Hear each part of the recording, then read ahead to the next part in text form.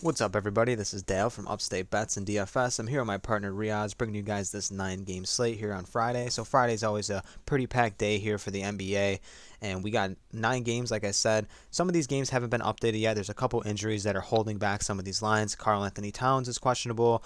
Anthony Edwards is dealing with an illness. So same with Vanderbilt on that team. You have Porzingis is questionable. LeBron is still questionable. Anthony Davis. So a lot of things are still shifting. They should be updated soon.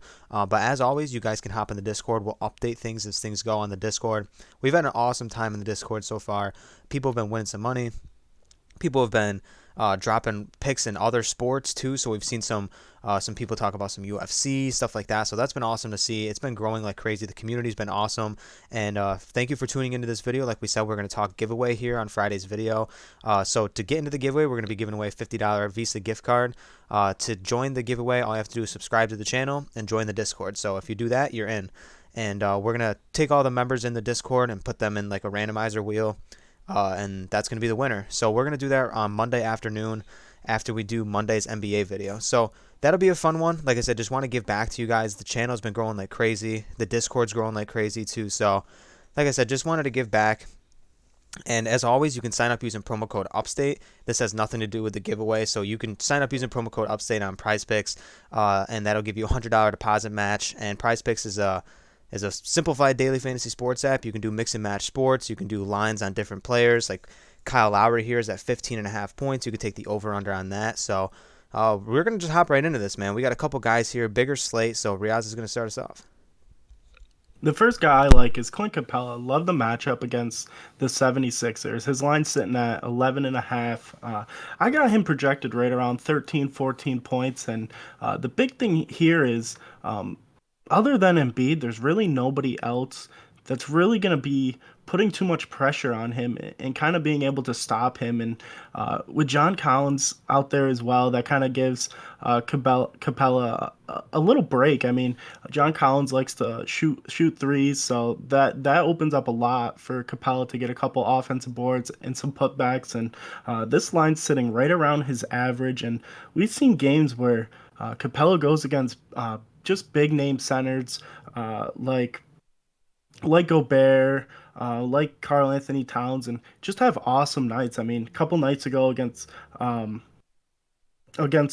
Memphis, um, he dropped 23. Even against New York, against Julius Randle and Mitchell Robinson, he had 16. So Capella rises to the challenge, and 11 and a half just seems a little too low for him in this game. I like Capella tonight just because of the fact how you said he steps up in these big games. Atlanta's a team that got rid of Philly in the playoffs last year. They're in Atlanta tonight, which I really like for Clint Capella tonight. And obviously you have the factor when you're playing a center of a little bit of foul trouble. We get that, and that almost burnt us last night on that Lonzo Ball prop for foul trouble. But we've been lucky trying to stay away from it, and it's been good to us so far, not getting into foul trouble. But Clint Capella, at 11.5 tonight, we know his ceiling, 25 points, 23 points, solid ceiling. And in this game where they need his production, I really like him here tonight. We're gonna scroll down the list a little bit.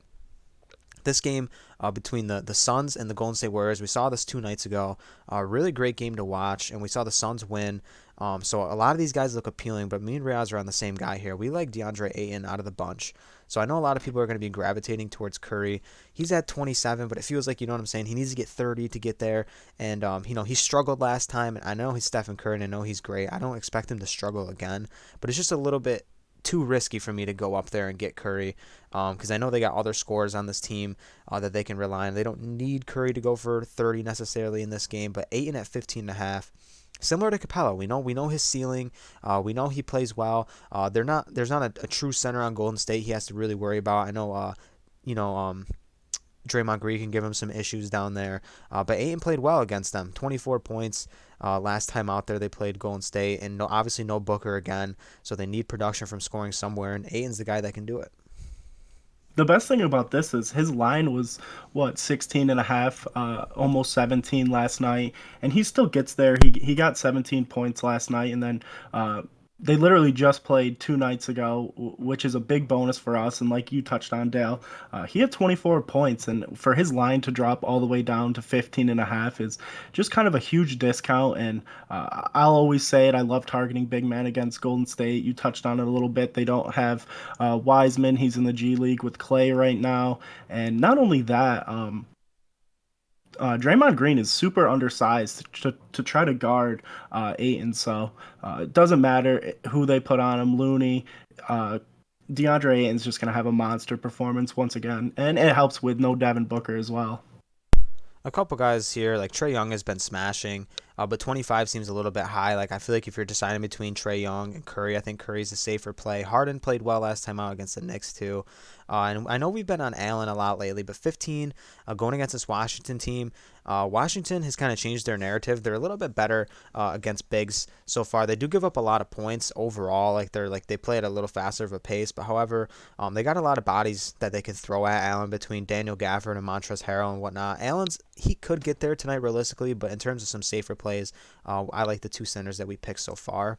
And we're gonna hop over to rebounds, man. Who do you like? Yeah, I like marketing.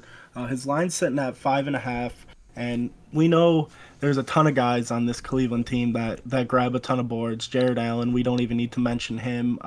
Evan Mobley grabs a ton of boards, but marketing's kind of a guy where he comes in off the bench and or he might even start. I'm almost positive he comes off the bench and he just adds like a different dimension.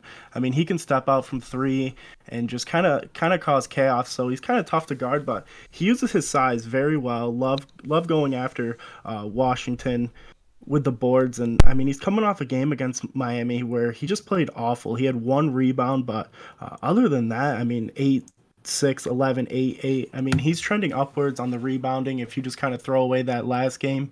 And Markkinen's in a great spot. And I really like that his line is at 5.5. It's kind of a big discount from Mobley, from Jared Allen. Yeah, not only that, they blew out Miami too, so kind of throw away that Miami game. I expect Lowry Markkinen here to get his normal run around 32, 35 minutes, should stay right in there. He's in a really solid spot. There's a lot of good rebounders on this team, like you touched on. Allen grabs a ton of boards, but if there's a lot of bodies they're throwing at Allen, he could deal with some foul trouble. Markkinen should be in a solid spot tonight. Mobley's a good rebounder as well, so Markkinen here at the lowest of the bunch at 5.5. Really like him. A guy below him that I wanted to touch on is Joel Embiid. Actually been smashing of late. He's had an up and down season in terms of scoring, but he's been pretty consistent so far in the rebounding category. He's averaging 10.9 on the season right now, but his last 5 games absolutely been smashing. We saw 19 against Boston, which is nice to see. So he's been trending upwards. We saw 18 earlier in the season against that Detroit team, but here against Atlanta, he's dealing with Capella. Both like to grab a lot of rebounds. Let's hope both of these two can stay in terms of foul trouble. I would try to kind of not pair these two together. I mean, I know both can hit, but if you want to run two different power plays, maybe run Joel Embiid in a separate power play than your Clint Capella line if you're taking him on the points. But I think Embiid in the rebounds here is pretty safe. Obviously, he gets solid run. He has the ability to play 30, 35, 36 minutes too, which is nice to see. But he can get here realistically in a half. We know what kind of talent he is. I like his spot tonight over 10.5. Without a doubt. And it just kind of goes to show, like when a couple nights ago when he played against the Magic, and they have Mo Bamba, they have Wendell Carter Jr., and that's kind of what Atlanta has. They have John Collins and Clint Capella, two great rebounders, two great big men, and Joel Embiid went out there and grabbed 13 boards. And the fact that his line's still sitting at 10.5 just kind of blows my mind, considering the fact that these last 4 games he's just been crushing the boards, and it's kind of a discount here, so I like this pick. We're going to hop over to assists, man. We're on the same guy here. He's a little bit safer of a play, but been really consistent and been under the radar. This line might shift a little bit. That's Marcus Smart. He's sitting at 4.5. He's averaging 5.8 assists on the season right now.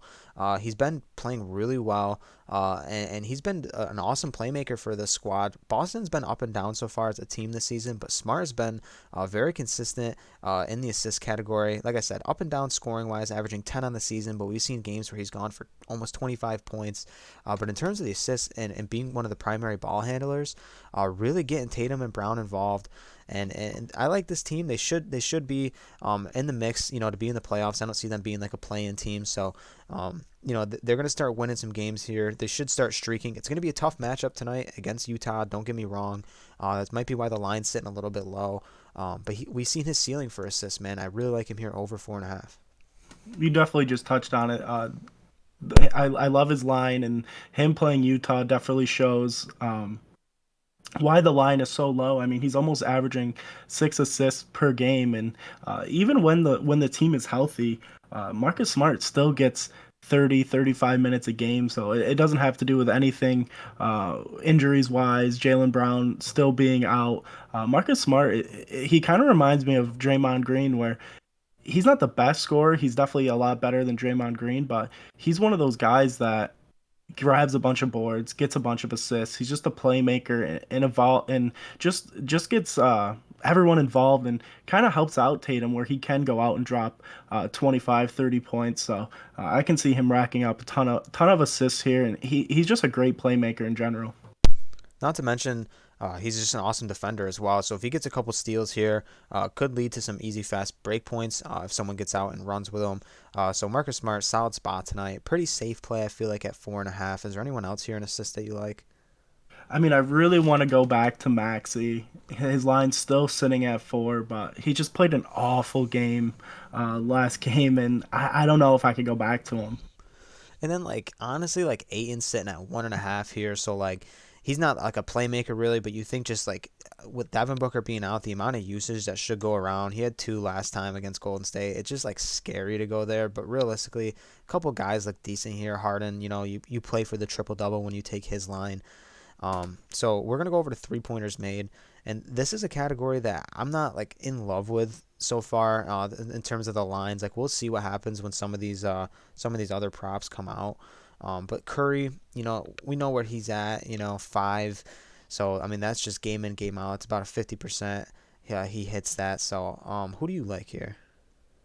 To be honest with you, I don't really like that many, or really any at all. I don't mind the Andrew Wiggins we saw last game. He didn't make any, but so his line went down to 1.5. But the 4 games prior to that, I mean, it was 2, 3, 2, and 6. So he's starting to look a little bit better. And then we didn't really touch on this, but there's a bunch of injuries for the Heat right now. Tyler Hero's in a pretty nice spot. He should be kind of the guy to rack up the points in this game. So him over 2.5 threes is definitely a lot better than Duncan Robinson. I know I've been on Duncan Robinson kind of more than I really should be this year, but Tyler Hero is a great 3-point shooter. I have no problem going with him at 2.5. We didn't talk about him in the points either. He's in a solid spot tonight, obviously with all the injuries. But Brogdon, solid defender, could give him a little bit of issues, but he should get most of the run guarding Kyle Lowry. So Hero could be in a really good spot tonight to get 2.5 just based off of volume alone. Beal's at 1.5 too. It's like man, like you want to take Beal night in night out, but he just burns you some nights. But we'll hop to fantasy score. Me and you kind of like the same guy. Ugly pick. You don't even really want to look at the last 5 games. But we know Karis LeVert, what kind of player he is. We were on him early in the season for a couple of his lines and just kind of burned us. But let's hope he gets some solid run tonight. If he's at 28 fantasy score, if he gets around 34 minutes, we've seen him get upwards of 30 fantasy points, 34, 30. We've seen him go for 40 fantasy points so far this season. Hasn't shown that like sort of triple double upside, yet. I mean, we've seen it before back when he was in Brooklyn and he would get the solid run. We've seen triple double upside of him, but so far on this Pacers team, it's kind of been really just ugly for a lot of the players on this team between Sabonis and Brogdon and LeVert. It's just like you don't know who's gonna play well night in night out. But LeVert seems like the safest option on this team going against this banged up Miami team. It's definitely the discount here, and we saw Levert start off really strong in the beginning of the year, and towards just this later part, he's just been struggling. He hasn't been shooting the ball well from the field, but like you touched on, this banged up Miami team. I think even if it is a blowout, I think they go and get Levert good run here, kind of get his legs underneath him and kind of get him going. Because if Indiana wants to compete uh, for a title, just for a deep playoff run, they need Levert. I mean, they got Sabonis and Brogdon and Turner, all great players, but Levert, he's different. He's very energetic. He crashes the boards. He gets assists, like you touched on that triple double threat. He's just an awesome player. I mean, after that scary injury in the physical, I mean, it's good to have him back. But we know he's a 35, 40 point fantasy score player. So 28 is a huge discount. Is there anybody else here that you're looking at, man? I mean, a couple guys are right around their lines, so these are kind of like 50% kind of plays in my opinion for a lot of these guys. I don't really see a tremendous discount coming off anyone. Robert Williams is coming back, but I'm kind of like gonna stay away from that. The Heat guys, really, Deadman might get some run, but 32 just seems really, really high.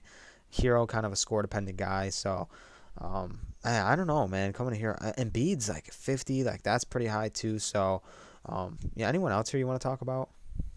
I mean, I don't mind the Embiid under just on the fact that Prize Picks doesn't give bonuses for um, triple doubles or double doubles. So 50 is just really hard to get to unless you're dropping 35 and 15, which Embiid's very capable of doing that. He had an awesome game last game. He had 39 against Cleveland. I can see why his line is at 32, but against this Pacer team, I honestly don't mind the under. I think Miles Turner and Sabonis are going to give him a lot of problems down low. I don't think he's just going to be able to do whatever he wanted like he did against Cleveland last night or 2 nights ago, but don't mind that under. But really, nobody else is really catching my eye. Yeah, and I think that'll wrap things up, man. We got a lot of solid picks here tonight.